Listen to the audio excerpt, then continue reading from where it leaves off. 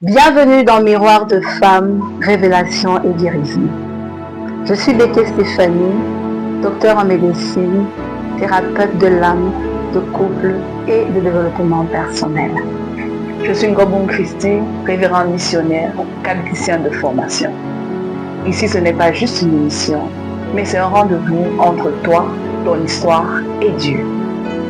Alors avant de continuer, s'il te plaît, si tu n'étais pas encore abonné à notre chaîne, voici l'opportunité que tu as de le faire. Alors abonne-toi, like cette vidéo, mais surtout active la cloche de notification pour ne rater aucun épisode de Miroir de Femmes. Et partage au maximum, partage à une femme qui en a besoin aujourd'hui. Alors, et si ce que tu vis aujourd'hui n'est pas un hasard? Et si tes blessures, tes silences, tes combats intérieurs avaient déjà été vécus, compris et transformés? Alors, à travers la vie des femmes de la Bible, nous allons mettre en lumière des histoires qui ressemblent à la tienne. Des douleurs que tu as certainement déjà vécues, mais surtout nous allons mettre en lumière des chemins de guérison. Ici, on ne masque pas les réalités, on ne cache pas ses blessures. On les confronte à la lumière de la parole de Dieu. Alors, bienvenue dans ton miroir, miroir de femme, révélation et guérison avec CBE by Céleste. Alors, installez-vous confortablement parce qu'aujourd'hui, nous allons enlever les filtres et regarder au-delà des apparences. Stéphanie, nous croisons de nos jours des femmes qui semblent avoir tout pour elles. Une beauté rayonnante, un mariage que tout le monde envie, un statut social. Mais pourtant, au fond d'elle, il y a une fragilité invisible. Absolument, Christine. Et c'est pour ça qu'aujourd'hui, nous allons parler d'une femme biblique qui incarne parfaitement ce paradoxe. Aujourd'hui, nous allons parler de Rachel. Derrière le tableau idyllique de cette femme, de Rachel, se cachait une femme sans ancrage spirituel personnel, qui a choisi la ruse, la sournoiserie pour gérer ses crises. Et c'est là toute notre problématique de ce jour. C'est pourquoi le thème que nous avons choisi pour aujourd'hui, l'illusion du reflet idéal, briser les idoles cachées pour libérer sa destinée. Alors, peut-on bâtir une destinée solide et restaurée uniquement sur la base des bénédictions extérieures? Par exemple, la beauté, l'amour d'un homme, le confort. Si notre intérieur continue d'être gouverné par des schémas familiaux non brisés et de dépendance cachée. Alors, que se passe-t-il pour une femme qui brille au dehors alors que dans son intérieur, elle continue de transporter ses idoles? Je sais que tu as hâte de savoir la suite, mais avant, calme-toi. Avant de monter dans le vif du sujet ce soir et de poser le décor, je t'invite à mettre en commentaire ton histoire, ton témoignage, parce que certainement, ça bénira une autre femme. Exactement. Je t'encourage surtout à t'abonner à notre page YouTube, @CBE by Céleste. Active la cloche de notification pour ne rien manquer. @CBE by Céleste 26. Yeah. Mais tout d'abord, nous allons avoir le résumé de l'histoire de Rachel. Alors, l'histoire de Rachel se trouve dans le premier livre de la Bible, le livre de Genèse, le premier livre des Pentateuques. Alors, on trouve son histoire à partir du chapitre 29 jusqu'au chapitre 35. Aujourd'hui, nous allons vous raconter cette histoire en deux parties. La première partie, on va faire le portrait physique de Rachel et on va vous parler de son coup de foudre avec Jacob. Alors, commençons par définir son nom.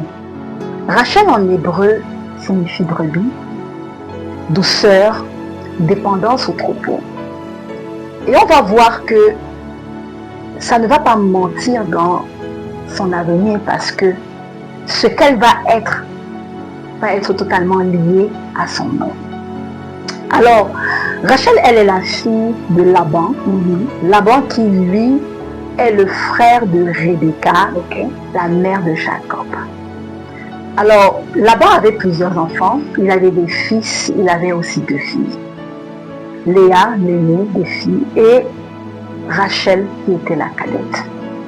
Le verset 17 de Genèse 29 décrit les 2 jeunes filles. Alors, on dit que Léa avait le regard terne, tandis que Rachel était bien faite et ravissante. Il y a une autre version qui dit carrément que Rachel était belle de taille et elle était également belle de visage. Pour son époque, elle incarnait la perfection et la grâce. Elle attirait les regards.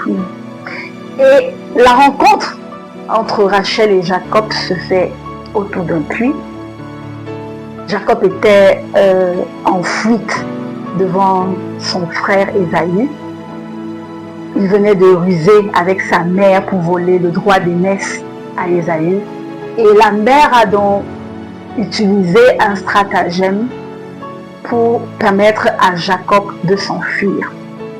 Ésaü était marié à des Cananéennes et vraiment, elle, Rebecca et Isaac, ils étaient déçus par leur belle-fille. Donc elle a dit à son mari, Rebecca a dit à son mari, vraiment, si Jacob aussi épouse les Cananéennes, ce sera fini de moi. Alors permets qu'il aille dans ma famille pour trouver une épouse. Et c'est comme ça donc que Jacob se met donc en route pour aller dans la famille de sa mère. Donc quand il arrive donc au niveau de ce puits-là, il est donc en quête de sa famille maternelle. Il pose des questions aux gens. Et il y a donc des hommes qui arrivent au niveau du puits et ils demandent d'après son oncle. Et ce dernier s'exclame et lui dit, ah mais voilà d'ailleurs la fille de ton oncle qui est en train d'arriver avec les troupeaux. Et c'est là que Jacob il est émerveillé. Il est subjugué par la beauté de Rachel. Il va aller dans la maison de son oncle et il va demander l'autorisation d'épouser Rachel. On va voir par la suite que, à cause des ruses du père de Rachel, Jacob a dû travailler pendant 14 ans pour pouvoir enfin épouser Rachel. Rachel devient donc la seconde épouse de Jacob, parce qu'il a d'abord épousé sa sœur aînée Léa, et ensuite il a épousé Rachel. C'est très fort là-bas. Oui. Mais malgré le fait qu'elle était seconde épouse, elle se savait aimée de son mari. Alors maintenant, la deuxième partie de l'histoire, on va brosser un peu la description psychologique et le caractère de Rachel. Le verset 9 du chapitre 29 nous dit qu'elle était bergère. Et tu vois du coup, on voit le lien que ça a avec son nom, Rachel. Elle était bergère et elle est présentée comme une femme travailleuse qui dirigeait le troupeau de son père. Pourtant, ce dernier avait également des fils. Donc, on comprend qu'au-delà de la beauté de Rachel, elle devait certainement être aussi une femme intelligente. Les gens la connaissaient et elle possédait une assurance naturelle qui était certainement liée à son statut de fille choyée de la famille. Alors, Rachel se retrouve dans ce mariage où, oui, malgré le fait qu'elle est seconde épouse, elle a la première place dans le cœur de son mari, mais il y a un bémol. Rachel n'arrive pas à faire des enfants, alors que sa sœur Léa multipliait les maternités. Et donc à ce moment-là, le vernis de la personnalité de Rachel commence donc à s'écailler et on voit les failles. La jalousie, l'amertume, la compétition. Elle est allée jusqu'à dire à Jacob, donne-moi un enfant, sinon je meurs. Jacob découvre donc certainement un trait de personnalité de Rachel qu'il n'imaginait pas. Et il s'est mis en colère et il lui a dit, mais je ne suis pas Dieu. Si tu n'arrives pas à avoir des enfants, c'est certainement parce que c'est Dieu qui t'empêche d'avoir des enfants. Mais Rachel ne s'est pas arrêtée là. Elle a utilisé sa servante pour pouvoir avoir des enfants. Et quand sa servante a commencé à accoucher, sa servante a fait 2 enfants, les réactions de Rachel montraient un peu qu'elle se retrouve comme en compétition avec sa sœur. Pour le premier enfant, elle a dit Dieu a jugé en sa faveur. Et pour le second, elle a dit qu'elle a combattu sa sœur et elle a gagné. Donc Rachel avait cet esprit de compétition-là. Malgré le fait que la vie l'avait dotée des meilleurs atouts par rapport à sa sœur. On voit également que Rachel est envieuse. Parce qu'à un moment donné, elle va jusqu'à monnayer le lit conjugal pour pouvoir obtenir les pommes d'amour que le fils de Léa, Ruben, lui avait apportées. Mais Dieu, qui est tellement amour, il ne s'est pas arrêté. Il ne s'est pas arrêté à ce caractère-là qu'elle avait. Il s'est souvenu de Rachel. Alors que Léa avait déjà 6 fils et une fille, il a fait grâce à Rachel et Rachel a enfanté son premier-né, Joseph. Alors il est arrivé le moment où Jacob était fatigué de toutes les ruses de son beau-père. Parce que ce dernier faisait tout pour exploiter Jacob, malgré le fait que lui-même d'ailleurs il a reconnu qu'il a eu la bénédiction de Dieu au moment où Jacob est entré dans sa famille. Mais ça ne l'empêchait pas de vouloir exploiter Jacob. Alors, Jacob était fatigué, il décide de partir, il fait venir ses épouses et il leur dit que voilà, le moment est venu pour lui de repartir dans sa famille. Et il leur explique quelle est la situation. Elles ont bien vu comment est-ce que leur père s'est comporté à son égard. Et à ce moment donné-là, on voit que Rachel et Léa ont développé dans leur cœur de la rancœur envers leur père. Dans le chapitre 31, les versets 14 à 16, on comprend au travers de leurs propos que intérieurement, elles étaient arrivées au niveau où elles ont renié leur père et même leur héritage familial. Alors Rachel décide donc de se venger de son père en lui volant ce qu'il avait de plus précieux, les statues de ses dieux.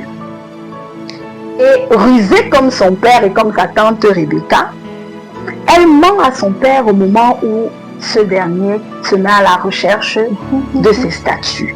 Elle lui ment.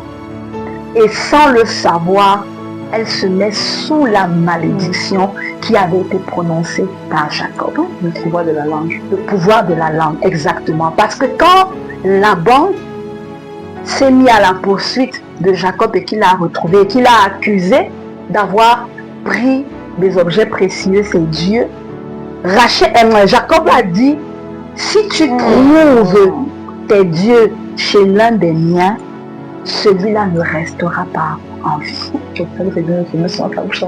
Exactement. Alors, par la suite, on va voir que Rachel, en mettant au monde son second fils Benjamin, elle va mourir. Mais, même sur son lit de mort, elle a voulu marquer cet enfant-là de son amertume. Parce qu'elle a voulu lui donner le nom de fils de malheur. Mais heureusement que Jacob a changé ce nom et il a plutôt appelé cet enfant fils de la main droite. Gloire à Dieu. Ouais. C'est ça l'histoire de Rachel. Quelqu'un qui avait tout, qui semblait avoir tout. Elle avait la beauté, elle avait l'amour de son mari, elle avait l'intelligence même. Elle avait une certaine position parce que je crois que le fait de diriger les troupeaux de son père, ça lui donnait exactement, ça lui donnait une certaine position. Mais il manquait l'essentiel. Merci Stéphanie pour ce moment. Merci Stéphanie. J'espère que vous avez bien compris. Et allez lire tous les chapitres là plus davantage, vous asseoir sur ce qui a été l'histoire de Rachel. Ça doit continuer à planter le décor. Maintenant, pour décortiquer davantage ce sujet, Nous allons nous mirer dans cette histoire ensemble et nous allons suivre trois grandes étapes. Le premier axe de ce soir, nous allons parler du piège du mimétisme familial. Quand on reproduit les ruses familiales. Ensuite, nous allons parler du syndrome du bagage clandestin. Pourquoi est-ce que nous cachons les idoles par peur de manquer? Et nous allons terminer avec le coût spirituel du secret, les conséquences du manque d'ancrage sur notre propre vie. Exactement. Et avant de continuer, nous allons définir les concepts fondamentaux de notre thème. Je rappelle encore notre thème, l'illusion du reflet idéal, briser les idoles cachées pour libérer sa destinée. Alors nous allons commencer par définir le terme illusion. C'est quoi une illusion? Alors une illusion, c'est ce qui paraît vrai, solide ou satisfaisant, mais qui en réalité ne l'est pas. Donc on a des avantages extérieurs comme la beauté, le mariage, la réussite, l'argent. Ça peut même être la reconnaissance ou alors même une apparence de spiritualité. Pourtant derrière la façade là, on cache des blessures, on cache des peurs, on cache des dépendances non résolues. Ce qui nous conduit au reflet idéal, qui est la version embellie de soi-même. Que l'on représente au monde. Donc, la version embellie de toi que tu présentes au monde, ou que l'on cherche à atteindre pour être accepté, pour être admiré, pour être valorisé. On investit plus d'énergie à préserver son image qu'à transformer son cœur. On paraît forte tout en étant brisé à l'intérieur de nous, heureuse tout en étant vide, spirituelle tout en étant éloignée de Dieu. Exactement. Et c'est là où on commence, sans s'en rendre compte, à avoir des idoles cachées.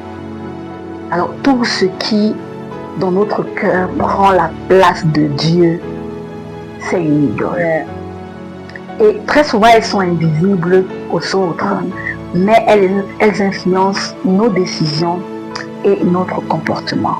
Ça peut être le besoin de contrôle, ça peut être l'argent, l'approbation des autres, la peur du rejet, ou même une relation affective, l'orgueil, le statut social que tu voudrais avoir, ou même encore, ça peut être les blessures du passé dont tu ne veux pas te séparer. Tu fais un peu comme si tu chéris ces blessures-là. Et ça fait en sorte donc que ce que Dieu a prévu pour toi, tu ne peux pas le devenir. Et nous entrons dans la destinée. Exactement. La destinée, ça représente tout ce que Dieu a prévu que tu deviennes, que tu accomplisses, que tu transmettes au cours de ta vie. Et la destinée n'est pas seulement une question de succès ou d'accomplissement personnel, mais c'est un alignement à la vie, à la volonté de Dieu pour ta vie. Or, les illusions, les idoles cachées peuvent te ralentir, détourner ou limiter l'expression pleine de la destinée que Dieu a prévue pour toi. Effectivement, parce que l'illusion crée une fausse perception. Et maintenant, le reflet idéal que tu voudrais avoir, ça entretient cette fausse image-là que tu es en train de donner. Et les idoles cachées que tu as, ça vient maintenant alimenter secrètement cette illusion-là que tu as de toi. Et ça fait en sorte que ta destinée risque d'être compromise lorsque tu ne te confrontes pas à la réalité, à la vérité. Donc nous voyons que une femme peut entretenir l'illusion d'un reflet idéal tout en cachant des idoles dans son cœur. Mais seule la vérité peut la libérer pour qu'elle entre pleinement dans sa destinée. Exactement. Et ce qui nous empêche donc justement d'entrer dans une destinée là, c'est parce que nous sortons tous des familles. Et dans chaque famille, il y a ce qu'on appelle des liens dans les familles. Lorsqu'on regarde même à Rachel, tout commence même avec Abraham. Abraham, c'est qui avec toi? Non, c'est ma soeur. Mensonge. Isaac, c'est qui avec toi? Non, c'est ma soeur. Et on voit comment ce péché-là a grandi. Un péché familial. Ça a grandi. Et ça s'est empiré. Rebecca maintenant. Non, c'est mon fils qui doit avoir l'héritage. Donc, je dois faire ça. On a quitté du mensonge, maintenant on est arrivé à la manipulation. Et on est monté comme ça. Et on est arrivé chez Rachel. C'est ça qu'on appelle le piège du mimétisme familial. Ce que nous voyons régulièrement finit souvent par devenir normal à nos yeux. Justement, ils ont vu depuis Abraham. Ils ont vu, chacun a vu, mon père a fait ci, mon grand-père a fait ça, ma mère a fait ça. Donc aussi, c'est normal pour moi de faire cela. Donc l'enfant n'est pas un bon auditeur, mais l'enfant, c'est un bon copieur. Il copie tes attitudes, il copie tes comportements, il copie tes pensées, tes réactions. Le mensonge, la manipulation, la peur du manque, la méfiance permanente ou le contrôle excessif. Donc on peut aimer Dieu, mais on réagit selon les réflexes de notre famille. Exactement. Rachel a grandi auprès d'un père manipulateur, calculateur, qui a trompé Jacob pendant des années en utilisant les ruses comme mot. Non, il a vraiment fait fort. Les ruses comme mode de fonctionnement. Et faute d'avoir, elle, une relation personnelle, une intimité avec le Dieu vivant pour renouveler son intelligence, qu'est-ce qu'elle a fait? Elle a juste dupliqué maintenant le logiciel de son père. Et elle est devenue aussi à son tour ruse et sournoise. Elle a refusé la confiance, elle a refusé le dialogue. Pourquoi? Parce que la pression nous oriente souvent vers ce qu'on a appris. Exactement. Avant de rencontrer Dieu. Quand tu es sous pression, tu oublies que non, il y a Dieu. Non, tu te rappelles juste de... Dans la crise révèle donc toujours notre véritable fondation. Oui, et c'est là le piège. C'est vraiment à ce niveau que se trouve le piège. Parce que on pense souvent que le simple fait de changer son environnement, ça veut dire qu'on a quitté son passé. Non, c'est pas vrai. Parce que tu peux changer ton ancienne vie, tu peux changer de maison, tu peux changer de ville, tu peux changer même de statut social, mais tu continues à voyager dans tout ça avec les mêmes habitudes, ces habitudes familiales-là. On l'a vu. Rachel a quitté la maison de son père physiquement, mais la maison de son père demeurait dans son cœur. Alors combien de femmes aujourd'hui vivent cette même réalité?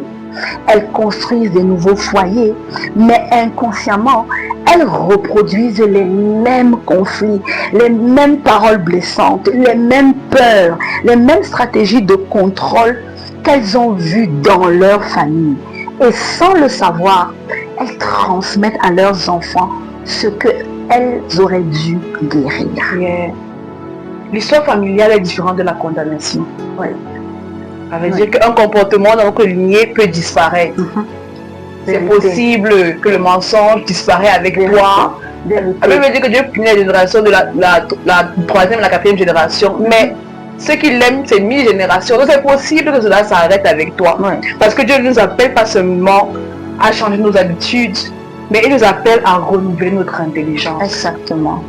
La nouvelle naissance nous donne une nouvelle identité, mais la transformation de notre caractère exige un travail conscient avec le Saint-Esprit. Il faut apprendre à identifier ce qui vient de Dieu et ce qui vient de ton héritage familial. Mais la question, ce n'est pas de savoir ce que vos parents ont fait ou alors n'ont pas fait. Non. La question, c'est qu'est-ce que vous allez faire de ce que vous avez reçu? Chaque femme doit avoir le courage de regarder son histoire avec honnêteté et de se demander quels sont les comportements que j'ai normalisés simplement parce que je les ai toujours vus autour de moi. Quels sont les réflexes qui continuent de gouverner mes actions lorsque je suis sous pression? Elles doivent se demander, est-ce que je suis en train de transmettre à mes enfants une guérison ou alors est-ce que c'est un schéma répétitif? Parce que c'est une question de maturité spirituelle, c'est une question de maturité émotionnelle. C'est le moment où on arrête de justifier les chaînes par notre passé et où on décide de les briser avec la puissance de Dieu. On ne demande pas de nier son histoire. Non, c'est pas ça qu'on demande. On demande juste de refuser que ton histoire dicte ton avenir. On peut se poser la question que pourquoi est-ce qu'on est amené à cacher les idoles? Pourquoi est-ce qu'on est amené à le faire? Et on le fait par peur de manquer. Entrons maintenant dans le cœur, dans le vif du sujet. Après avoir vu ensemble comment Rachel a reproduit certains schémas de sa famille, regardons maintenant ce qu'elle a emporté avec elle lorsqu'elle a quitté la maison de son père. La Bible nous dit qu'elle a dérobé les téraphins de Laban. À première vue, ce geste peut sembler incompréhensible. Pourquoi voler les idoles alors qu'elle quitte son ancienne maison? Et elle va avec Joseph, avec Jacob qui craignait Dieu. Pourquoi? Et qui a tout. Tu voles une statue avec ton mari, il y a tout. Pourquoi? Pourquoi s'encombrer d'objets qui appartiennent à ton passé et tu l'amènes avec toi? La réponse se trouve souvent dans les profondeurs du cœur humain. Nous avons parfois du mal à faire totalement confiance en Dieu. Exactement. Rachel, elle quitte la maison de son père avec son mari, ses biens, ses serviteurs et les bénédictions que Dieu a accordées à Jacob, parce que Dieu a tellement béni Jacob. Tout semblait réuni pour qu'il commence une merveilleuse nouvelle vie. Pourtant, elle montre qu'elle avait encore besoin de garder quelque chose de son ancien système de sécurité. Et c'est là que naît ce que nous appelons aujourd'hui le syndrome du bagage clandestin. Alors, le bagage clandestin, c'est tout ce que nous transportons secrètement dans une nouvelle saison, alors que Dieu nous demande de laisser tout derrière nous. Tu ne peux pas entrer dans une nouvelle saison avec les bagages de l'ancienne saison, ce n'est pas possible. Ça peut être des peurs, des habitudes, des blessures, ou bien les mécanismes de défense que tu as développés et qui compartimentent un peu ton âme. On avance vers l'avenir, mais avec le regard dans le passé. Et beaucoup de femmes le vivent. Elles deviennent des mères, mais elles transforment en elles le rejet de leur enfance. Elles réussissent professionnellement, mais elles transportent encore un sentiment d'insuffisance. Pourtant, elles sont en train de réussir, on voit la réussite. Elles servent Dieu, mais elles transforment encore des peurs qui gouvernent leur vie. Extérieurement, elles avancent, mais intérieurement, elles traînent encore des valises émotionnelles. Et en plus, ces bagages-là, c'est caché. Et plus c'est caché, plus ça devient lourd. La question est donc, pourquoi? Pourquoi est-ce que nous gardons ces bagages? Et la réponse, elle est aussi simple. La peur du manque. Rachel craignait peut-être de perdre une forme de protection. Elle était habituée à cette protection avec son père. Donc, elle craignait de perdre une forme de protection. D'autres craignent de perdre le contrôle de la situation. Certaines personnes craignent de perdre l'amour des autres. D'autres encore craignent qu'à un moment donné, elles vont manquer d'argent, de reconnaissance, de sécurité. Et lorsque la peur s'installe dans notre corps, nous cherchons souvent des garanties humaines au lieu de nous appuyer pleinement sur Dieu. Et c'est alors qu'on commence à développer des plans B, des plans B spirituels. Oui, ils sont un plan A, uniquement le plan A. Alors que Dieu doit être notre plan. En fait, je ne sais même pas si on doit dire notre plan A. Parce que quand on a dit notre plan A, ça veut dire qu'il peut avoir B. Dieu doit être notre plan. Il doit être notre seul plan. On se retrouve en train d'affirmer que nous avons confiance en Dieu, mais dans notre cœur, on garde secrètement des petites solutions. Le backup, au cas où ça ne marche pas. Donc si ça ne donne pas comme ça, je vais maintenant faire comme ça. Et ça fait que nous avons donc les faux appuis. Et ces faux appuis justement ont plusieurs noms, plusieurs formes. Pour certaines femmes, c'est le besoin excessif de tout contrôler. Pour d'autres, c'est la manipulation émotionnelle. Pour d'autres encore, c'est l'obsession de l'image, la dépendance affective, la comparaison permanente ou la recherche constante d'avoir une validation des autres. Donc ces choses deviennent alors pour nous femmes des téraphins modernes. Donc ce n'est plus les statues, mais c'est cela qui devient nos idoles. Donc elles nous rassurent temporairement, mais en réalité, elles ne nous libèrent jamais. Parce qu'aucune idole ne peut prendre la place de Dieu dans ta vie. Exactement. Et le plus grand danger de ces bagages clandestins-là, c'est qu'ils sont souvent invisibles. Et comme personne ne les voit, nos conjoints ne les voient pas, nos enfants ne les voient pas, l'Église ne voit pas, mais ça continue d'influencer silencieusement nos réactions. Il parle à travers nos colères, il parle à travers nos peurs, il parle à travers nos décisions, il parle même à travers la manière dont nous gérons nos relations.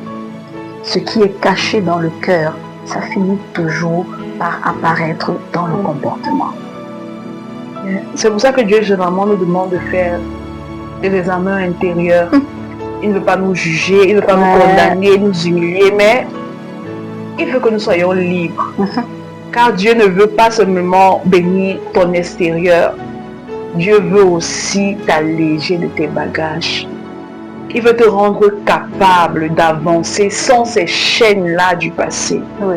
Une femme restaurée n'est pas celle qui n'a jamais été blessée, mais c'est celle qui a cessé de faire de ses blessures son système de sécurité. Alors mes sœurs, voilà la question que chacune doit se poser aujourd'hui. Qu'est-ce que j'ai emporté dans ma vie actuelle que Dieu m'avait demandé de laisser derrière moi? Est-ce que c'est la peur? Est-ce que c'est la rancune? Est-ce que c'est le besoin de contrôler? Est-ce que c'est une dépendance affective? Est-ce que c'est une vieille blessure? Est-ce que c'est un schéma familial? Car nous ne pouvons pas entrer dans notre nouvelle saison avec les bagages de l'ancienne. Non, Dieu nous appelle à voyager léger. Il nous appelle à abandonner tous les faux appuis que nous avons pour découvrir que lui seul est suffisant. Il dit ma grâce te suffit.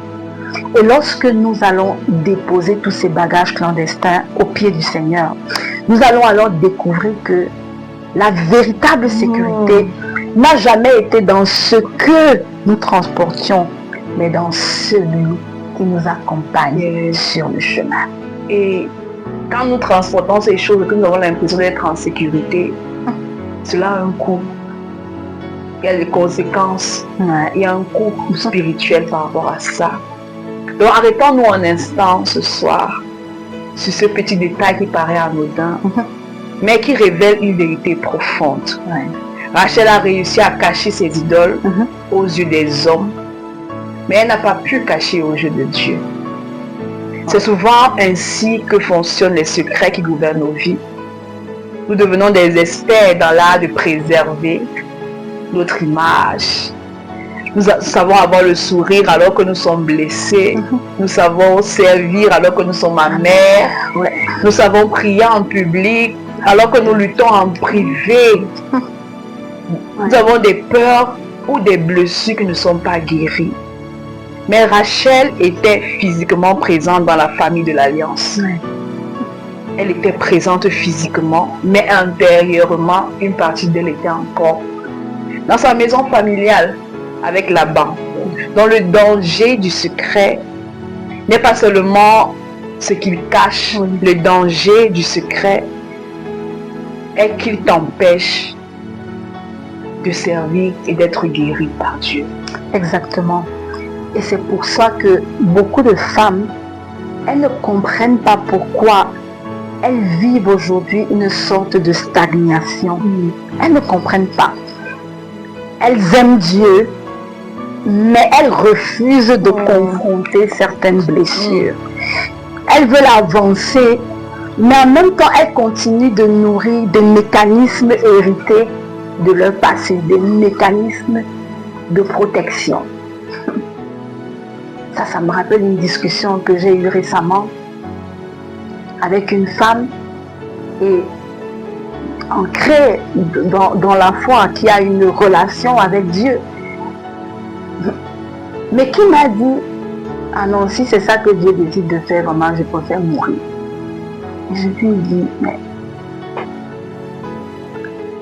en quoi donc Dieu est ton souverain? C'est-à-dire qu'on veut quelque chose, mais on est accroché à notre méthodologie, à ce que nous on a décidé, à ce que nous on a pensé. On ne laisse pas Dieu agir comme il veut agir dans nos vies. On désire la restauration, mais on protège encore ce qui doit être abandonné. Et quand on parle de restauration, avec Dieu, il n'y a jamais de restauration sans passer par le brisement. C'est ce que les gens ne comprennent pas. Quand Dieu veut te restaurer, il va d'abord te briser. Donc le problème, ce n'est pas toujours ce que nous montrons au monde, non. Le problème, c'est ce que nous refusons d'exposer à la lumière de Dieu.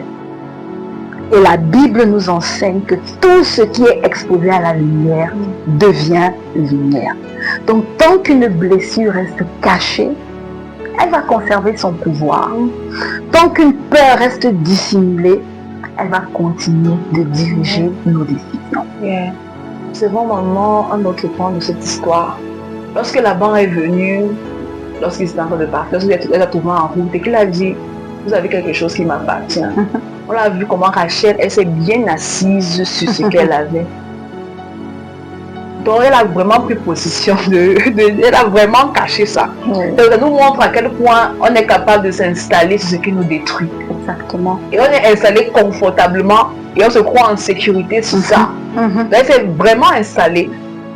Et combien de personnes le font aujourd'hui? Combien de femmes s'installent sur son péché mignon? C'était mais aussi sur leur colère et finissent par la considérer comme normale. D'autres s'assoient sur leurs besoins de contrôle et appellent ça la prudence. Donc je suis prudente. Donc il faut que je... Oui, parce que je ne veux plus revivre la même chose, les mêmes erreurs. Je ne veux plus revivre ce qui s'était passé. Donc tu permets à Dieu d'agir. C'est un peu comme si ta vie c'était un peu un champ. Et tu dis à Dieu que ici tu travailles à ce niveau-ci, l'autre niveau-ci. Ça c'est révélé. C'est moi-même qui vais c'est moi-même qui vais travailler à ce niveau-là. D'autres personnes sur leur blessure et puis ils transforment cela dans leur identité. Ça c'est moi maintenant, c'est moi comme ça maintenant. Ah, c'est toi. Non, ils s'essayent sur ça. C'est eux maintenant. Ok, d'accord. Pardon Seigneur Jésus-Christ. Non. Donc à force de vivre certains comportements, nous cessons de les voir comme des problèmes. Exactement. Nous les voyons comme une partie de nous et nous les acceptons comme ça. Donc, mais ce qui est toléré finit toujours par exercer une influence sur nous. Oui. Et le cours du secret, le cours spirituel du secret, il est multiple. Parce que ça ne va pas seulement nous priver de notre liberté intérieure. Parce que quand tu as quelque chose que tu caches, tu n'es plus libre. Oui, tu n'es plus libre. Tu vas toujours faire. Parce que ça te demande une certaine énergie même pour cacher ça. Ensuite, ça va nous éloigner progressivement de la confiance totale que nous devions avoir en Dieu. Et maintenant, c'est un peu comme si on a deux vies. On a une double vie. Celle que nous montrons aux hommes, celle que nous montrons, ce reflet idéal que nous présentons, et maintenant celle de la vie que nous cachons. Et ça fait en sorte que ça ralentit l'accomplissement de ce que Dieu veut faire dans notre destinée. On le voit avec Rachel. Elle était aimée de Jacob. Elle était favorisée. Elle était bénie. Mais aucune de ces bénédictions n'a pu remplacer la nécessité d'une transformation intérieure. Ça veut dire que Dieu peut te donner beaucoup de choses, ce qu'on appelle les bénédictions intérieures. Mais tu ne peux pas entrer pleinement en possession ou les utiliser dans le plein potentiel s'il n'y a pas d'abord la transformation intérieure. Les privilèges, ce que Dieu te donne, ça ne va jamais guérir tes blessures intérieures. L'amour même que tu sembles, cette quête d'amour humain que tu sembles chercher, ça ne va pas remplacer la guérison spirituelle que tu dois avoir. Et les apparences ne vont jamais remplacer l'intégrité de ton cœur. La Bible dit que Dieu sonde les profondeurs de nos cœurs. Merci. La véritable délivrance, elle commence lorsque nous cessons de défendre nos secrets et que nous acceptons de les placer au pied de la croix, au pied du Seigneur. Le diable, il travaille dans l'obscurité. Dieu lui travaille dans la lumière. Amen. Ce que nous cachons nous contrôle. Ce que nous confessons peut être restauré. Ce que nous abandonnons entre les mains de Dieu, cesse d'être une prison pour devenir un témoignage. Absolument. Donc la question qu'on doit se poser ce soir, elle est simple. Quelle est l'idole cachée que je protège encore, alors que Dieu me demande de tout abandonner? Alors, la restauration ne commence pas quand Dieu change nos circonstances, non. La restauration commence quand nous acceptons que Dieu transforme nos cœurs. Parce que les gens sont souvent en train de se plaindre, mais ma vie est comme ça, ma vie est comme ça, il faut que Dieu change, il faut que Dieu... Non, ça commence d'abord dans ton cœur. Alors en conclusion, l'histoire de Rachel nous enseigne que la beauté et l'amour humain, ce ne sont que de merveilleux ornements, mais ils ne seront jamais les fondations de notre destinée. Donc une femme sans ancrage spirituel personnel, c'est une femme qui est vulnérable aux tempêtes de la vie et aux vieux démons de sa lignée. Donc ne soyons pas comme celles qui brillent, qui veulent uniquement briller de l'extérieur dans leur vie, mais qui meurent en chemin à cause de ce qu'elles cachent en secret. Et pour quitter ce plateau aujourd'hui, nous n'allons pas vous laisser simplement sur un constat, non. Nous allons vous donner également les clés de la transformation. Alors, voici 3 actions pratiques que vous devez commencer à implémenter dès aujourd'hui. La première, faire l'inventaire de ses bagages. Tout ce que tu transportais avec toi comme bagage, arrête-toi et commence maintenant à fouiller dedans. Prends un temps de recueillement et demande-toi honnêtement, mais qu'est-ce que j'ai remporté de la maison de mes parents? Qu'est-ce que j'ai remporté de mon passé? Est-ce que c'est la colère? Est-ce que c'est la manipulation? Est-ce que c'est la peur du manque? Est-ce que c'est le désir de tout contrôler qui dicte encore tes réactions aujourd'hui? Ensuite, il faut que tu acceptes de déposer toutes ces idoles. Quand tu as identifié ce qui constitue les faux appuis, le contrôle excessif, le mensonge de protection parce que tu veux te protéger, tous les secrets de ta vie que tu as, non, décide aujourd'hui de les abandonner au pied de la croix pour laisser Dieu maintenant être ta seule sécurité.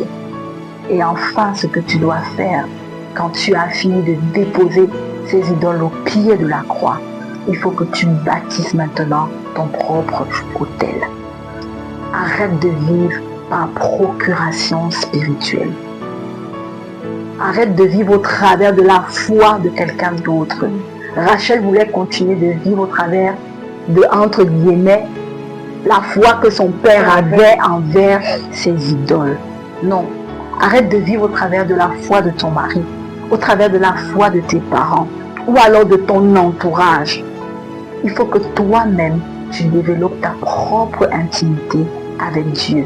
Et tu ne pourras le faire que par la prière, la méditation de sa parole. Parce que c'est là le cœur de ta véritable restauration. On a tous écouté l'histoire de Rachel ce soir.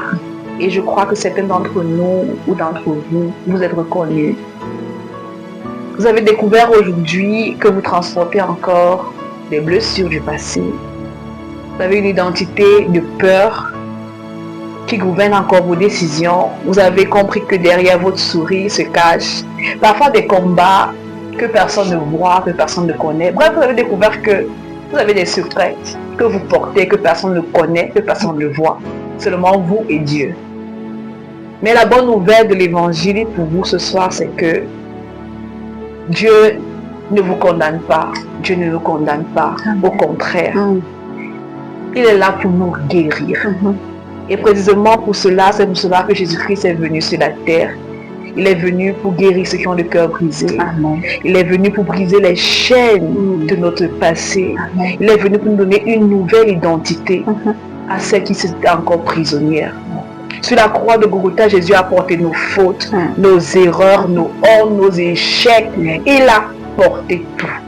Ma soeur, si aujourd'hui tu réalises que tu as besoin de Dieu dans ta vie, si tu reconnais que tu ne peux plus avancer, que tu as beaucoup de secrets qui pèsent en toi, je t'invite ce soir à accepter Jésus-Christ personnel dans ta vie comme Seigneur et Sauveur personnel. Si tu es d'accord, je t'invite à répéter après moi ce soir. Père, au nom de Jésus, j'ai besoin de toi. Je suis fatiguée d'avoir une double vie. Je suis fatiguée de porter ces secrets. Je veux enfin être libre. C'est pourquoi ce soir, je veux t'accepter dans ma vie comme mon Seigneur et mon Sauveur personnel. Viens dans mon cœur et fais de moi la personne que tu veux que je sois. Merci parce que tu le fais. Au nom puissant de Jésus-Christ. Amen. Amen. Si tu l'as fait avec sincérité, bienvenue dans la famille de Dieu. Et écris-nous en commentaire. Alors, la parole de Dieu déclare que quiconque invoque le nom du Seigneur sera sauvé. Aujourd'hui, ce n'est pas la fin d'un parcours. Non, aujourd'hui, c'est le début d'une nouvelle vie.